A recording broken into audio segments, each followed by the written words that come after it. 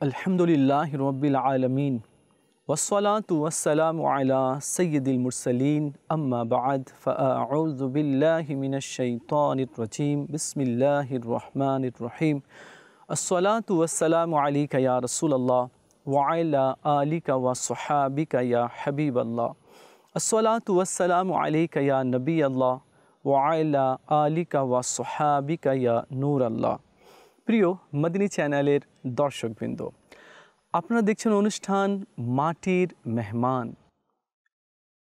আজ যারা পৃথিবীতে আছে বা আমাদের পূর্বে যারা ছিল তারাও মাটির মেহমান হয়েছে, অর্থাৎ কবরে চলে গিয়েছে। আপনি, আমি, আমাদের চারপাশে যারা আছে সবাইকে একদিন মাটির মেহমান হতে হবে। কবর কতদিন মানুষকে নিজের মেহমান করে রাখবে? এক সপ্তাহ, এক মাস, এক বছর, 10 বছর?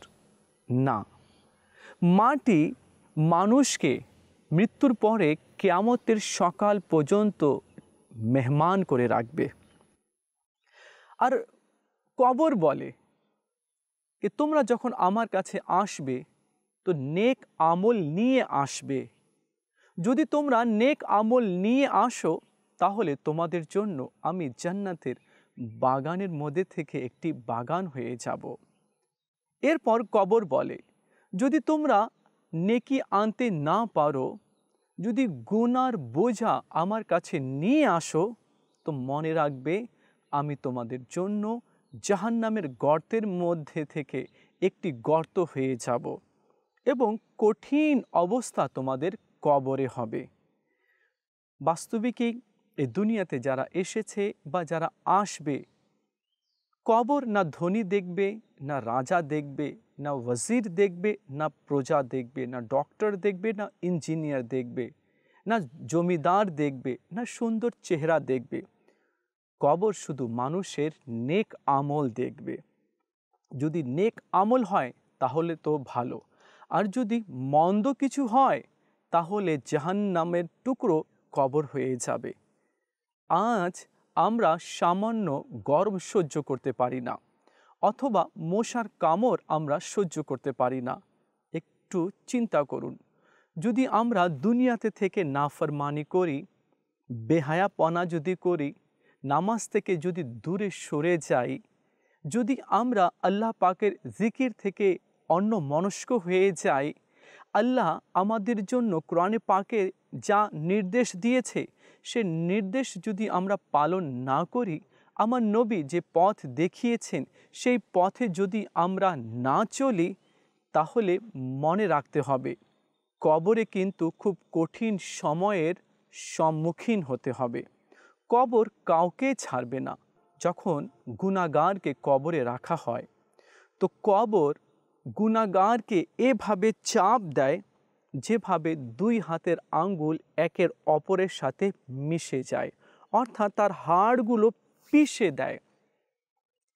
পক্ষান্তরে যখন কোনো নেক ব্যক্তি, নামাজি ব্যক্তি, আল্লাহওয়ালা ব্যক্তি যে সৎ কর্ম দুনিয়াতে করেছে, তাকে যখন কবরে রাখা হয় তো তাকেও কবর চাপ দেয়, কিন্তু তার চাপ দেওয়াটা ভিন্ন ধরনের হয়ে থাকে। মা তার সন্তানকে আদর করে, যেভাবে বুকের মধ্যে জড়িয়ে নেয়, কবর ঠিক সেরূপভাবে তাকে চাপ দেয়। এখন আমাদেরকে চিন্তা করতে হবে, একটু ভাবতে হবে, আমি কি ভালো আমল করতে এ পর্যন্ত পেরেছি?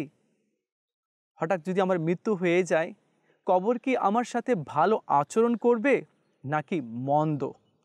এদিকে আমাদেরকে একটু দৃষ্টিপাত দিতে হবে। তো এই জন্য বলছি যে আমাদের সবাইকে মাটির মেহমান হতে হবে।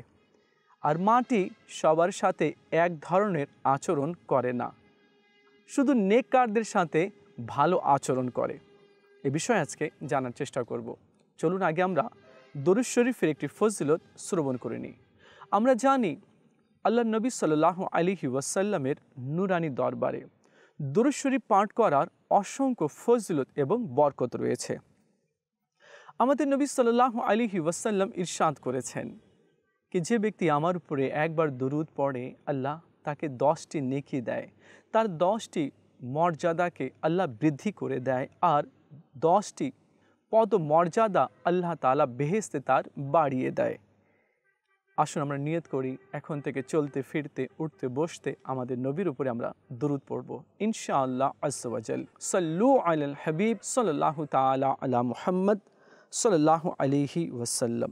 দেখুন, আমরা প্রায় অনেকেই উদাসীনের চাদর পরে আমরা ঘুমিয়ে রয়েছি,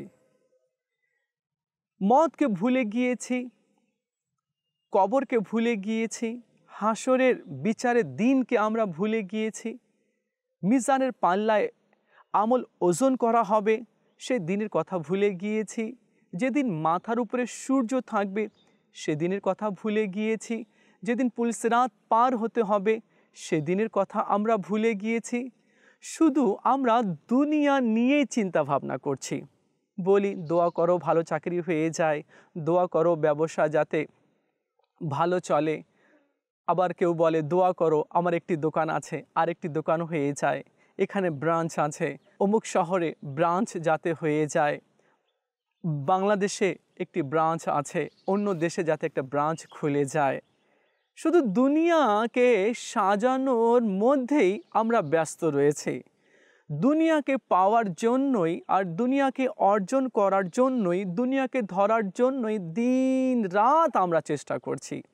ও ভাই, একটু মন দিয়ে চিন্তা করুন না, একটু পিছনে তাকান, দেখুন আপনার পূর্বেও যারা দুনিয়া নিয়ে চিন্তা ভাবনা করত, কোটি কোটি টাকা অর্জন করেছিল, জমি জায়গা করেছিল, ব্যাংক ব্যালেন্স করেছিল, ফ্ল্যাট করেছিল, এরপরে ব্রাঞ্চগুলো বানিয়েছিল, কোম্পানি বানিয়েছিল, ফ্যাক্টরি বানিয়েছিল, তারা কিন্তু আজ নেই, বানিয়ে দিয়ে চলে গিয়েছে, অন্ধকার কবরে তাদের ঠিকানা হচ্ছে।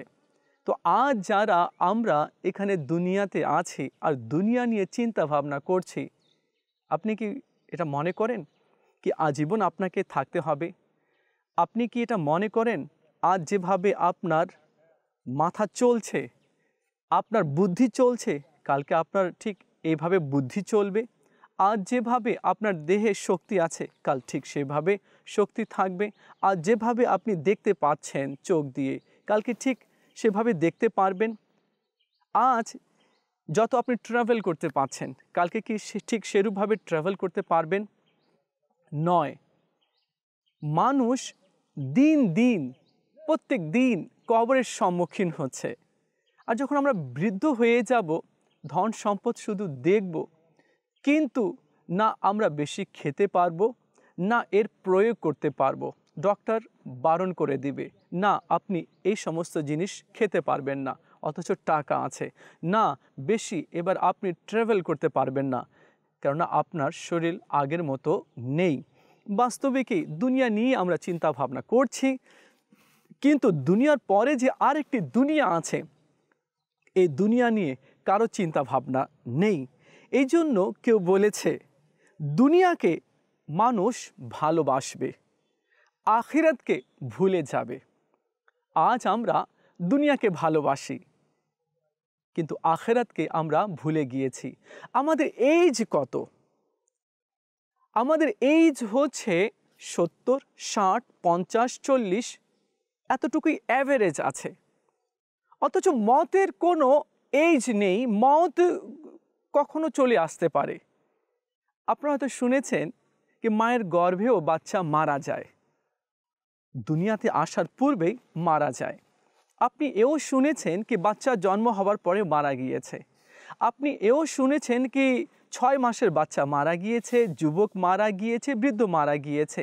তো মৃত্যু কোনো টাইম নেই, মৃত্যু যখন তখন চলে আসতে পারে।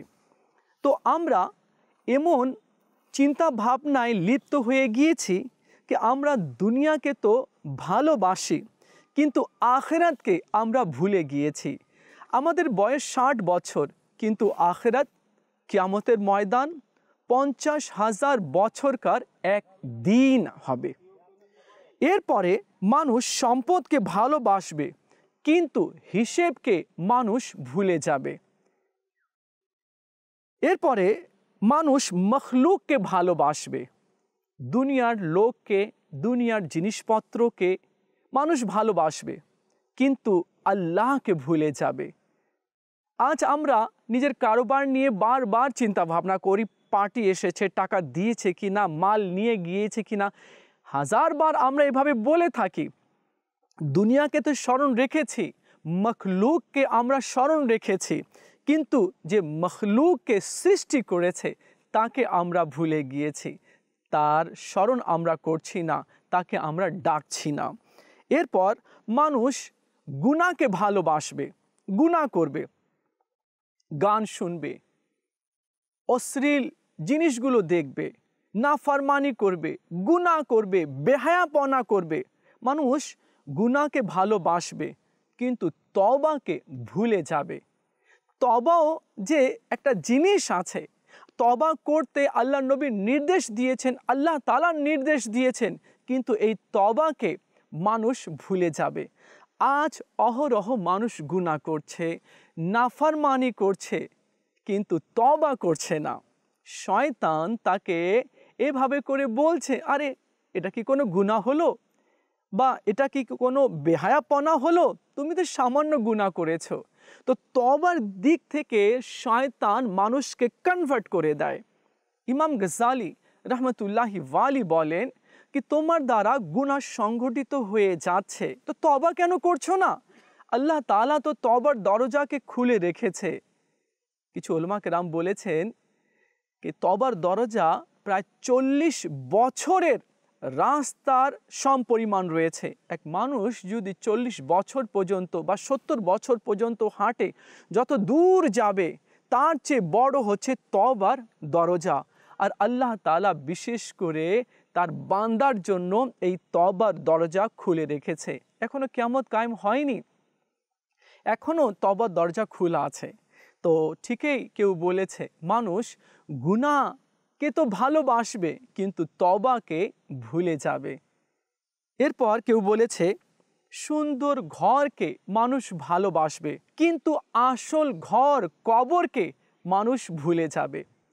আজ একটু দেখুন আশেপাশে তাকিয়ে, কে মৃত্যুকে বা কে নিজের আসল ঘরকে বেশি চিন্তা ভাবনা করছে, তার প্রস্তুতি গ্রহণ করছে, কে এমন আছে আপনি দেখুন, বা আপনার বাড়িতে দেখে নিন, আপনার এলাকাতে দেখে নিন, আপনার অফিসে দেখে নিন, কেউ কি নিজের আসল ঘর কবর নিয়ে চিন্তা ভাবনা করছে?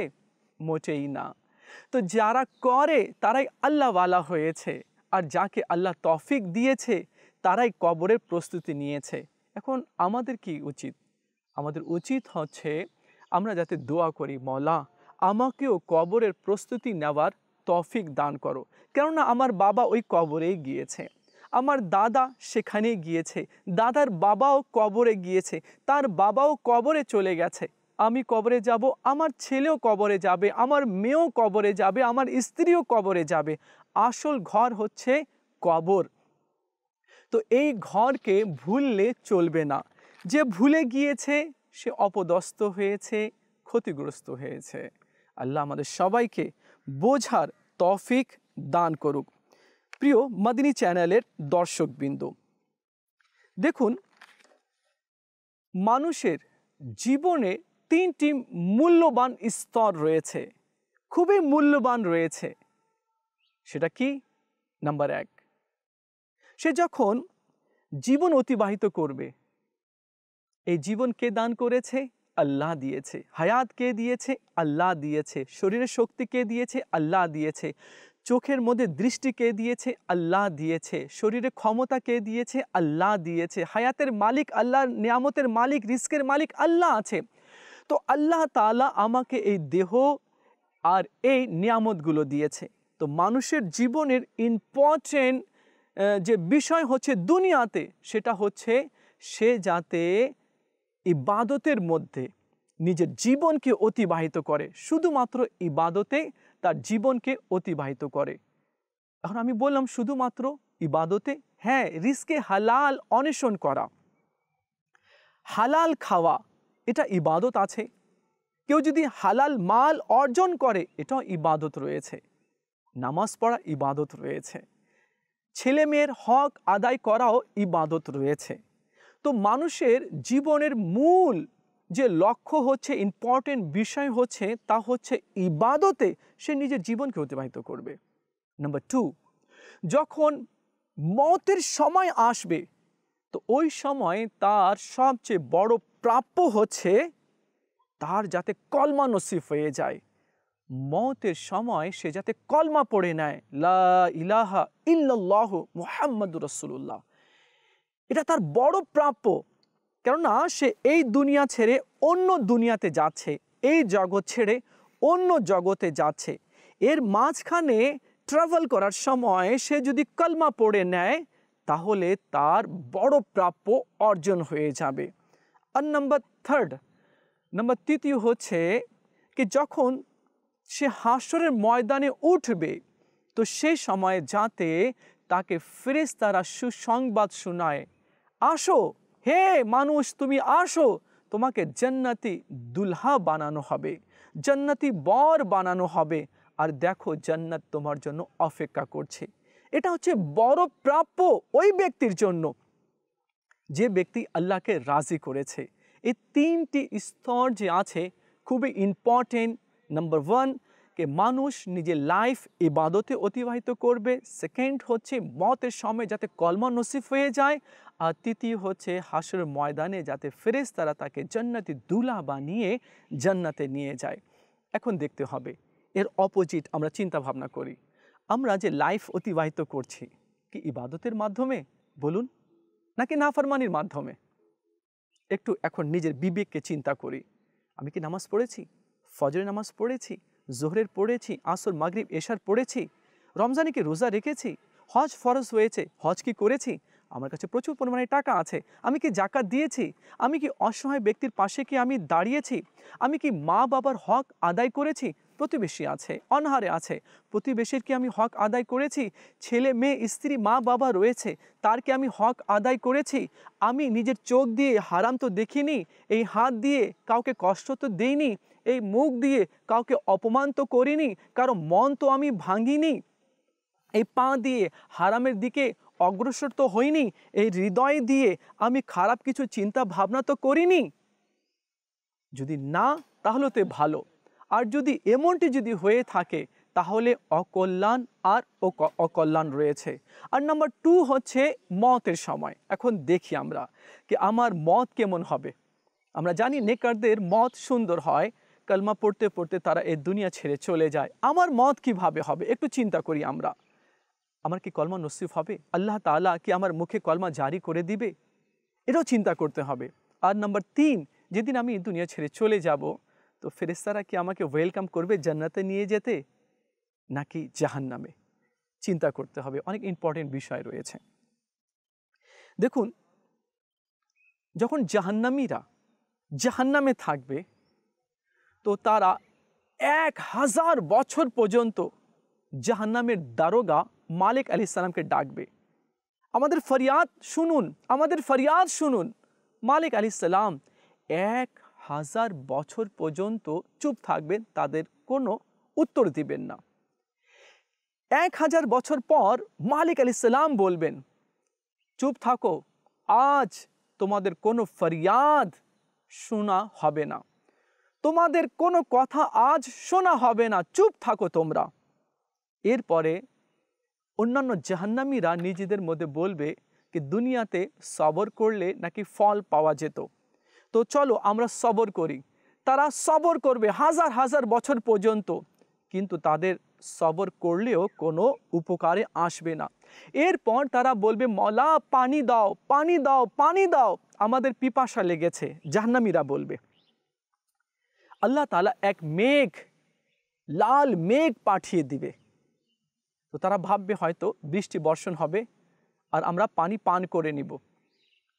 সেখান থেকে মেঘ থেকে বড় বড় খচ্চর আর গাধার মতো বড় বড় বিচ্ছু বর্ষণ হবে, আর সে বিচ্ছু তাদেরকে দংশন করবে। তো শত শত বছর ওই বিচ্ছুর দংশনের বিষ তাদের দেহের মধ্যে দৌড়াতে থাকবে, তারা কষ্টে লিপ্ত হয়ে যাবে। এরপর আবার তারা দোয়া করবে, মওলা বৃষ্টি দাও, বৃষ্টি দাও। জাহান্নামীদের কথা শুনে আল্লাহ তাআলা আবার এক মেঘ পাঠাবে, কালো মেঘ। তো তারা মনে করবে কি হয়তো এবার বৃষ্টি বর্ষণ হবে। তো সেখান থেকে মেঘ থেকে বড় বড় উটের গর্দনের মতো সাপ বর্ষিত হবে। সেই সাপ তাদেরকে দংশন করবে, তাদের দেহকে ছিঁড়ে ছিঁড়ে খেয়ে নেবে। তখন তারা আরও অপমানিত আর লজ্জিত হবে আর বলবে, হায়, দুনিয়াতে থেকে আমরা কেন রবকে রাজি করিনি। আর জাহান্নামীদের এই আযাব চলতে থাকবে। বর্ণিত হয়েছে যখন জান্নাতীরা জান্নাতে চলে যাবে আর জাহান্নামীরা জাহান্নামে চলে যাবে, তো জান্নাত আর জাহান্নামের মাঝখানে আল্লাহ তাআলা মৃত্যুকে আনবে, মওতকে আনবে। জান্নাতবাসীকে আল্লাহ বলবে, তোমরা কি চেনো এটা কি? তো জান্নাতীরা বলবে, হ্যাঁ, এটা মওত। জাহান্নামীদেরকে আল্লাহ বলবে, হে জাহান্নামীরা, তোমরা কি জানো এটা কি? তো জাহান্নামীরা বলবে, হ্যাঁ, এটা হচ্ছে মওত। তো মওতকে আল্লাহ তাআলা জব করে দিবে, শেষ করে দিবে। এরপর আল্লাহ বলবে, হে জান্নাতীরা, তোমরা জান্নাতেই থাকো, আর তোমাদের মওত নেই, তোমরা বের হবে না, তোমরা সেখানেই সুখে শান্তিতে থাকবে। এরপর জাহান্নামীদেরকে আল্লাহ বলবে, হে জাহান্নামীরা, তোমরা জাহান্নামেই পড়ে থাকো, সেখান থেকে বের হবার কোনো অবকাশ নেই, দুঃখে আর কষ্টে তোমরা সেখানে থাকো। প্রিয় মদিনী চ্যানেলের দর্শকবৃন্দ, আল্লাহ আমাদেরকে জ্ঞান দিয়েছে, বিবেক দিয়েছে, বুদ্ধি দিয়েছে, চিন্তা করার শক্তিও দিয়েছে। আসুন না আমরা একটু চিন্তা করি।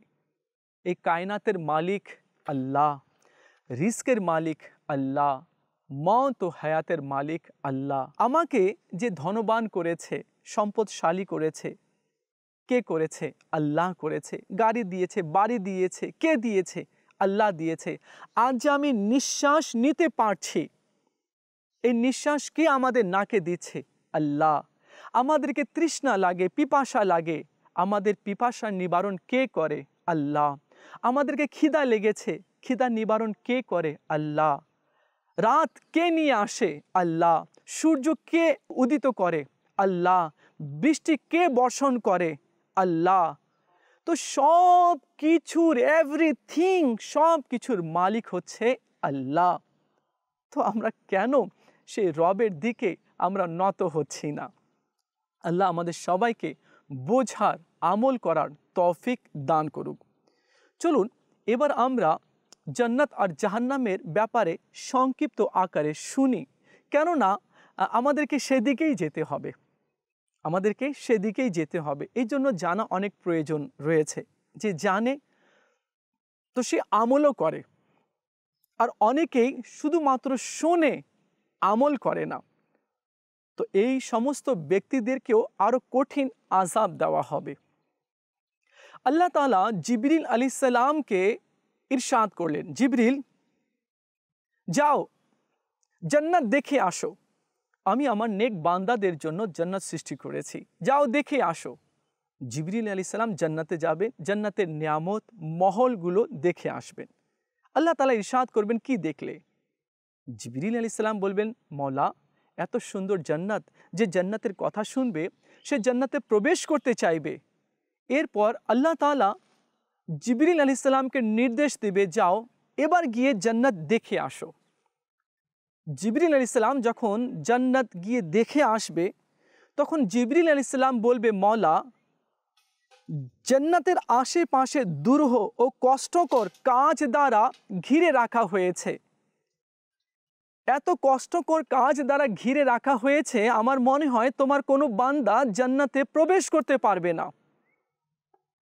এর মানে হচ্ছে যে কষ্ট স্বীকার করবে, ধৈর্য ধারণ করবে, আল্লাহ তাআলা তার জন্য জান্নাত রেখেছে। আল্লাহ তাআলা জিবরিল আলাইহিস সালামকে নির্দেশ দিবে, জিবরিল, যাও এবার জাহান্নাম গিয়ে দেখে আসো। জিবরিল আলাইহিস সালাম যখন জাহান্নাম দেখে আসবে, তো বলবে, মওলা, জাহান্নামে যে শাস্তি আছে, এই শাস্তির কথা যে শুনবে সে কখনো জাহান্নামে প্রবেশ করতে চাইবে না। আল্লাহ তাআলা বলবেন, জিবরিল, যাও আবার গিয়ে জাহান্নাম দেখে আসো। এরপর যখন জিবরিল আলাইহিস সালাম জাহান্নাম দেখে আসবে, তো বলবে, মওলা, আমি জাহান্নামের আশেপাশে প্রবৃত্তি, চাহিদা দ্বারা ঘিরা দেখেছি, আশেপাশে প্রবৃত্তির চাহিদা রয়েছে। আমার মনে হয় কি তোমার বান্দা বাঁচতে পারবে না, এই প্রবৃত্তির তাড়না থেকে বাঁচতে পারবে না। আমার মনে হয় প্রায় লোকেরা জাহান্নামে চলে যাবে। তো প্রিয় মদিনী চ্যানেলের দর্শকবৃন্দ, জাহান্নামের আশেপাশে প্রবৃত্তির তাড়না দ্বারা ঘেরা রয়েছে। যে ব্যক্তি নিজের নফসকে দমন করতে পারবে না, যে ব্যক্তি গুনাহ থেকে বাঁচতে পারবে না, যে ব্যক্তি পাপ থেকে দূরে সরে থাকতে পারবে না, যে ব্যক্তি কথায় কথায় গাল দিবে, কথায় কথায় মানুষকে কষ্ট দিবে, প্রহার করবে, আল্লাহ পাকে নাফরমানি করবে, আল্লাহ তাআলা এই সমস্ত জালিম ব্যক্তিদেরকে জাহান্নামে নিক্ষেপ করে দিবে। আল্লাহ আমাদের সবাইকে বোঝার তৌফিক দান করুক। প্রিয় মদিনী চ্যানেলের দর্শকবৃন্দ, আপনারা দেখছেন অনুষ্ঠান মাটির মেহমান। সবাইকে মাটির মেহমান হতে হবে, চলে যেতে হবে। আল্লাহ তাআলা ইনসানকে, মানুষকে মাটি দ্বারা সৃষ্টি করেছে, আর এই মাটিতেই মানুষকে আল্লাহ তাআলা মিলিয়ে দিবে। আর কাল কিয়ামতের দিনে এই মাটি থেকেই আল্লাহ তাআলা পুনরায় মানুষকে জীবিত করবে হিসাবের জন্য, ভালো মন্দের প্রতিদান দেওয়ার জন্য। আসুন আমরা ভালো আমল করি, নেক আমল করি, নামাজ পড়ি। যে রব আমাদেরকে সৃষ্টি করেছে, যে রব আমাদের হায়াত ও মতের মালিক, রিস্কের মালিক, যা কিছু আমরা পেয়েছি তার মালিক আল্লাহই আছে। আসুন সে আল্লাহর দিকে আমরা নত হই, নিজেকে আত্মসমর্পণ করি, তওবা করি, আর নেকিপূর্ণ জীবন আমরা অতিবাহিত করি। আল্লাহ আমাদের সবাইকে আমল করার তৌফিক দান করুক। দেখা হবে আগামী পর্বে, আরেকটি বিষয় নিয়ে আলোচনা করব। ততক্ষণ ভালো থাকবেন, মদিনী চ্যানেলের সঙ্গেই থাকবেন। সাল্লু আলাল হাবিব সাল্লাল্লাহু তাআলা আলা মুহাম্মদ সাল্লাল্লাহু আলাইহি ওয়াসাল্লাম।